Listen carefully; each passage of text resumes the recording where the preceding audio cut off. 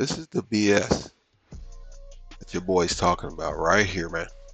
So hey y'all, Pay I'm back with attention. another video. So tonight's video is yet again another Trauma Chats video on camera edition. Hope you all are glad to see me again. I know I've been pushing out the videos. So I'm actually not gonna do the Trauma Chats theme song today because I kind of want to just get into the point. I feel like this is not really a Trauma Chats video. Like it is, we chatting and I'm Trauma, but it is a little bit different because this is a little bit more candid. So by the title, we're gonna be talking about, something that I feel like I've been holding in for a while, kinda. I mean, I've been expressing, but I haven't done like a video on this in a while. I've done definitely a lot of rants. It's been like maybe a few months since I've actively gone off on YouTube.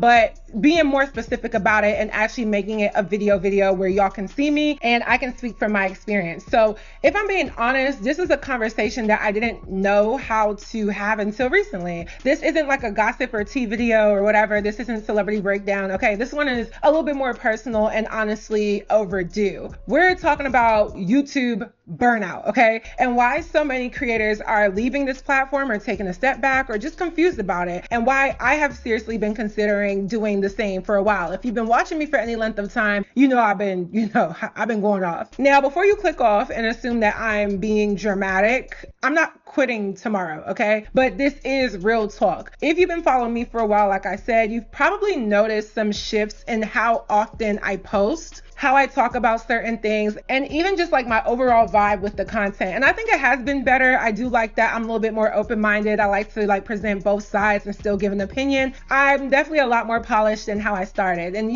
that's not by accident. The truth is, I've definitely reached a point where I'm asking myself, is this still sustainable? Is YouTube still a platform that allows me to feel like I'm valuing myself? Can I even survive on this anymore? Emotionally, mentally, and financially. Not just the money, but emotionally and mentally. And I'm not the only one, okay? The Black content creators to beauty influencers to commentators to podcasters, even OGs with millions of subscribers, people are quietly stepping away and pivoting to other platforms. They're looking for other incomes. They're starting second jobs. Even I have another job, not because they stopped loving content creating, but because YouTube stopped showing them love. So I wanted to talk about this, and I still broke this video down, okay? So I've broken this video down into 3 main parts. So without further ado, let's get right into this video. Okay, so the first thing I want to talk about is the ad revenue mess and how basically YouTube has gaslit me. So let me walk y'all through what happened to me. I talked about this on my community tab, but I want to walk y'all through it and why it still makes me feel very uneasy. A few weeks ago, I was going through my YouTube dashboard, just, my usual, checking on performance and analytics like I always do. And I noticed something very weird. And maybe y'all didn't get this from the post, but let me explain it in layman's terms. So I had a video that was getting more views, had multiple mid-roll ads, and was honestly performing better than usual. And that was my video about JT and the things that she had going on with, the MAC cosmetics and all of that. That video has maybe 60,000 views, which is pretty good for me. But the ad revenue was lower than another video that had half of the views and less watch time. So at first I thought maybe it was just a fluke and I had to wait. Sometimes YouTube doesn't give you all your information for maybe 2 or 3 days for you to actually know what did you actually make on that video and how did that video perform. But then it kept happening over and over again. And it didn't make sense. I kept checking, it wasn't changing. So I posted about it in my community tab, and shout out to all of y'all for validating me because I really thought I was tripping. And I decided to reach out to YouTube support, which is, what you're supposed to do. Take it to HR, if you will. That's where the frustration really actually began. The person, or possibly the chat bot, I still don't even know, that I was talking to wouldn't give me a straight answer. They kept telling me things like, oh, well, just because you have ads doesn't mean you're going to earn more. Ad revenue depends on your audience's region, or CPMs fluctuate and it's not a guarantee, which okay, fine. We all know that CPMs change, but if a video has more ads and more views, it usually equals more money. That's just basic math, right? Eventually, after enough back and forth, they they finally admitted that there was actually a bug with ad revenue, and they sent us out an email. But it took me pressing them and digging and basically being gaslit before anyone said anything. And that part hurt the most. I realized that if I didn't say anything, they probably wouldn't have either. I probably would have just been underpaid, misinformed, and left in the dark. And honestly, to this day, I still don't have that money made up. It's still not there. And I know that something is wrong. And I want to check back in with them, and I will, and I'll keep you guys updated. But update, I definitely did check back with them, and they basically told me that the number that I made for that video in terms of money, that's what it is. It's accurate. It's up to date. It's not changing. So basically what happened was, because the ads were not playing right during those 2 or 3 days, people didn't get paid what they should have. But YouTube is only saying, yeah, we made a mistake, but you're not getting reimbursed. Like, if you go back a few seconds and you look at that tweet that I posted, you're not getting reimbursed. I went on Reddit just to check if this was the case. We're not getting our money back. So imagine you worked 3 days at your job, but because the payroll app or whatever was down, your employer says, yeah, sorry, that was our fault, but we're just not going to pay you for those 3 days. That's basically what is happening here. I still don't have it. My videos that are doing 60,000 could literally make, anywhere from maybe 400 to 600 just for that one video. This video currently has an estimated revenue of $96, and this is after I think almost 2 weeks. That doesn't make any sense.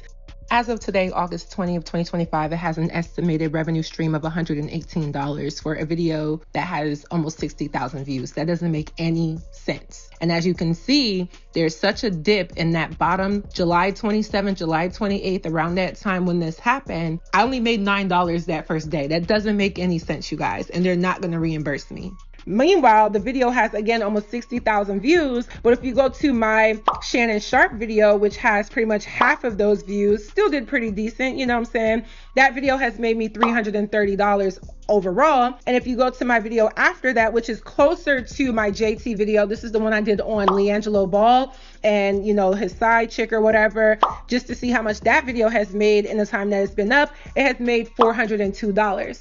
So if my JT video has been up a little bit longer and has a little bit more views, it should be more in the 500 range just for that video. And I'm just being very transparent. So to me, I have to ask, what does that mean for creators who don't speak up or who don't know where to look or who to talk to or whatever?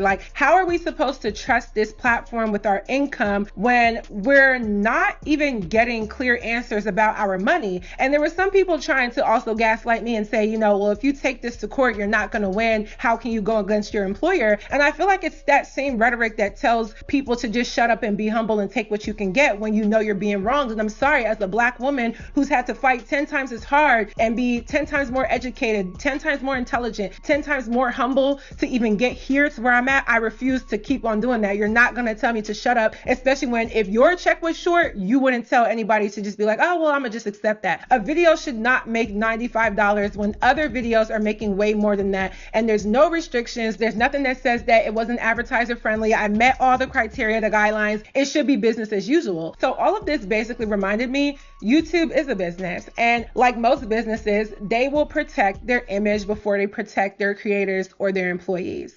So moving on to my second point, which is burnout culture, race, and really just the pressure to be palatable. And I've been struggling mentally with this one and being all honest, because we have to kind of talk about the bigger picture, because this isn't just about one glitch or one paycheck. Okay. I've been on this platform, talking. This is really to me about, burnout and the bias and the mental toll of being a content creator, especially when you're a Black woman in this space. And I feel like maybe I tricked myself to believe that, well, I'm doing better than most at a certain point. I had the views, the subscribers, the sponsorships, and still do, I've worked hard, but I feel like I'm almost being passed up. I feel like I'm almost washed up in a way. And I know maybe some of y'all may feel like, no, Chama, don't say that, but I really do feel that way. I feel like everyone around me, and I'm not trying to compare, I'm just making an observation, is maybe dealing with the same things, but being rewarded for, I don't even care if they're doing half the work. You're just being rewarded. Whether you're my peer, you're the same race or not. I'm like, how can someone spend all this tenure tenure on a platform just to be treated like this. Once upon a time, I had a 5-figure month on YouTube. My biggest check to date on YouTube, I'll be honest, was $15,000. That check,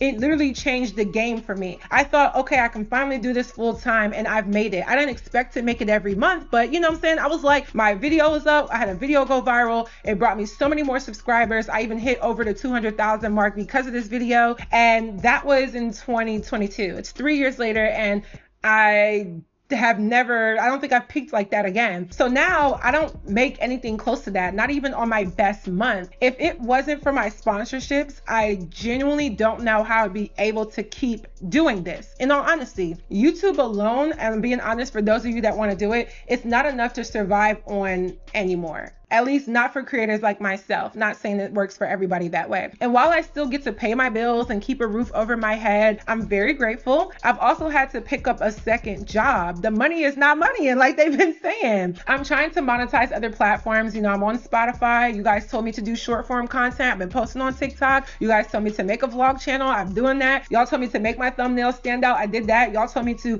do a little bit different editing style. I've been doing that. Y'all told me to get on camera more. I've been doing that. Y'all told me to do all these things, and I've done every single thing, even if I didn't agree with the critique. Even I'm like, girl, you don't know what you're talking about. Even if you're like, oh, well, I watched this person, I feel like you're just this. Even for those of you that said, Chama, you're a mean girl and you talk, even though I don't even cuss. I'm very much not a mean girl. Even for those of you that have said things like that and tried to like literally tell me like, no, this is what's wrong with you and this is what other people are doing better. I've adapted. I'm like, all right, let me hear people out because I'm open-minded and I can be accountable. It's still not working, okay? I'm constantly planning exit strategies at this point in my life because what was once like a dream career for me and now feels like a game that like I wasn't really designed to win. And it's not just about the money, like I said, it's about how much harder you have to work just to be seen, just to be taken seriously, just to not be called mean, right? For saying the same things as a male podcaster may say every single day. And I'll be even real. Some of the gay male podcasters that are in the commentary space, they can get away with calling women bitches. They can get away with calling women out their name. They can get away with being so-called messy, and they still get platform more than your monoracial black woman like myself. And they'll still get brand deals. People will be like, oh, Chama, maybe your brand doesn't want to work with you because of this, that, and the third. I'm like, no, please don't gaslight me, because I do have great sponsors, but it's just like, don't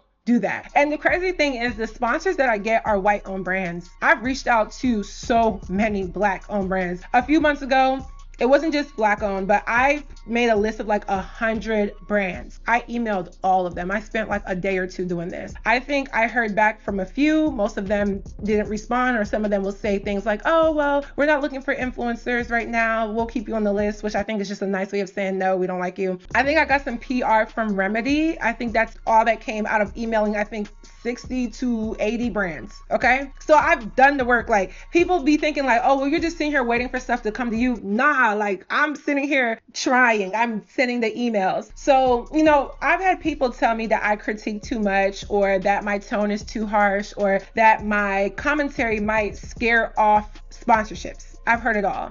Even though a lot of people are still doing the same thing, even though there are men with podcasts who are terrible men who have terrible allegations, but still getting sponsored, right? Meanwhile, like I said, white male creators get entire platforms to spew misogyny and racism and harmful rhetoric, and they're still making millions. I mean, let's be real. So what is it really? Why is it that when I speak up, it's a problem? I actually went to school for this. You know what I'm saying? I don't think you need a degree to be a YouTuber, not at all. But I actually did go to school and get a degree in communications and in marketing. So I know what I'm talking about. I've softened my tone, okay? I've changed my approach. I've tried to play the game, but it still feels like it's never, ever enough. And part of me hates that I've had to even dim myself just to stay afloat on this platform. I remember like a few years ago, I got a comment like, oh, I miss the old Chama. You used to be dragging people. And I'm like, yeah, I miss her too sometimes, even though I'm just not that girl. So part of it is like, yes, I've dimmed down. Part of it is like I've matured and grown up. But it's like I feel like I've had to like second guess my every word, because as a black woman, you are not allowed to be too honest or too confident or too critical without someone calling it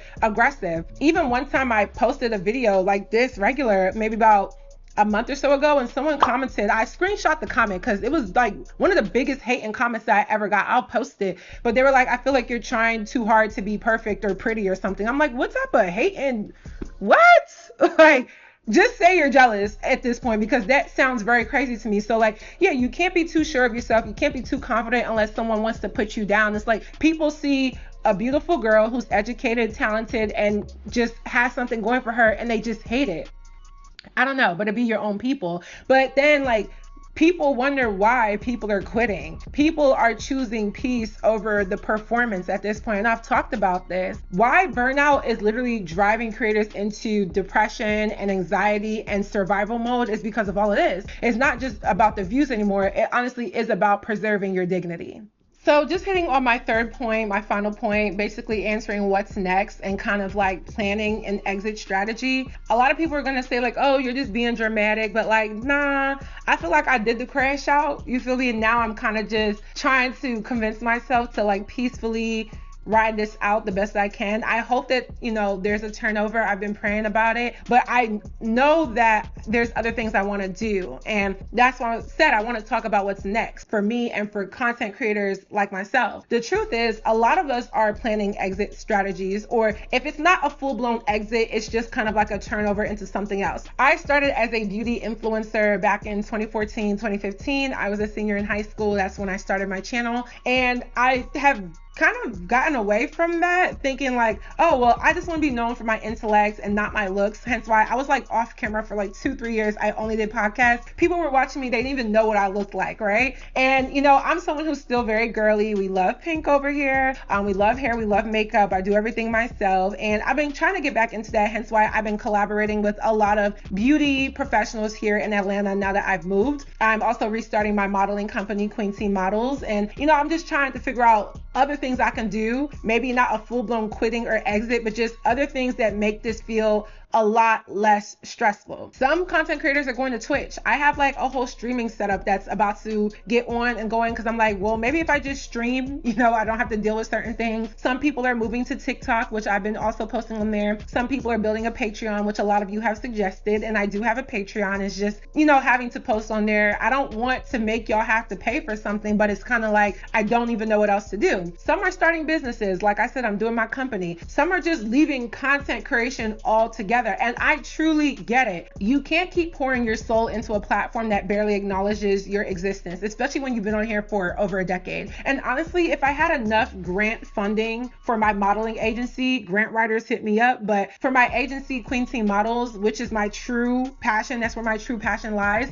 I would absolutely step away from commentary. Like, immediately with immediate effect. Grant writers, angel investors, if you're looking to invest in something that is for women, by women, for young women, girls, grown women, whatever, please contact me. I'm available. But, I would step away from content creation, not because I don't care about it. I think my voice is powerful. I feel like I've cultivated a lot of conversations. Younger me is proud of myself. And it's not because I don't like talking about pop culture and media. I feel like I always will talk about it, but because the cost doesn't match the reward anymore. And I have to be realistic. I would still be on YouTube, maybe as a vlogger, maybe as a business owner, building out like a brand page or something like that. But I wouldn't be making 3 in-depth videos a week about mental health of celebrities, about race and beauty standards, or about, the hypocrisy of online culture. I feel like I have to evolve because those video essays that I pour a lot into that I feel like should be getting, in my opinion, 100,000 views per video, they're just not. And because I can't keep intellectualizing society's problems for free, it's too heavy. You know what I'm saying? It's too draining.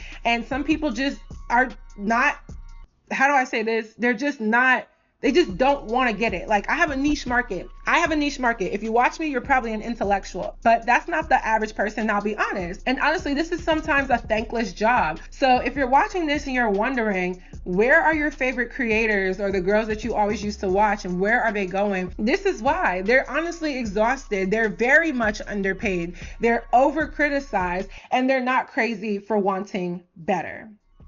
So, just in closing thoughts, yes, YouTube isn't what it used to be, and we all know that. We all see that. And I feel like celebrities or like just that culture of immorality has basically ruined the platform. I don't think it will ever be what it was ever again, but I am grateful for my journey. Like, this was an 11-year thing for me. And like I said, I'm not quitting tonight, tomorrow. 11 years. Just heard it. 11. to be treated like garbage at the end of it. And now she's ready to quit altogether. And you can't blame her for that. You see what I'm saying? Now you guys see why I get on here and rant and do what I do and put my cash up because I'll never get paid from Google. It's just how it is. I saw that 3 or 4 years ago when I very first got started. That's why I curse in my videos. I'm a grown ass man. So I'm not kissing ass and sucking dingalings just to post content on the internet. I'm a grown ass man. Okay? My content is not for kids. So if I feel like fucking cussing, that's what I'm going to do. And for those of you who are kissing ass and sucking dick and drinking urine and everything else, and stop doing that, man. And start cursing in your videos, especially if you're grown. We got freedom of speech here in this country. Now, we are in a foreign land, and we're the wrong color. And the internet's not owned by us. It never will be. The people that get paid on here that's the same color as us, they're tokens. All right? Just so you know. She's part of the 97%, just like me, who fail on YouTube. Okay? We're all part of that 97%. Only 3% of content creators are successful on YouTube. So for those of you who's thinking about starting a YouTube channel, you might want to think again, or any channel on any platform. You're not going to get paid. You're going to be part of the 97%, just so you know. Okay? All right. Well, she said enough for me, and I can't blame her. So, y'all know what to do, man. Hit that like button and subscribe to the channel. We'll catch you on the next one. Peace.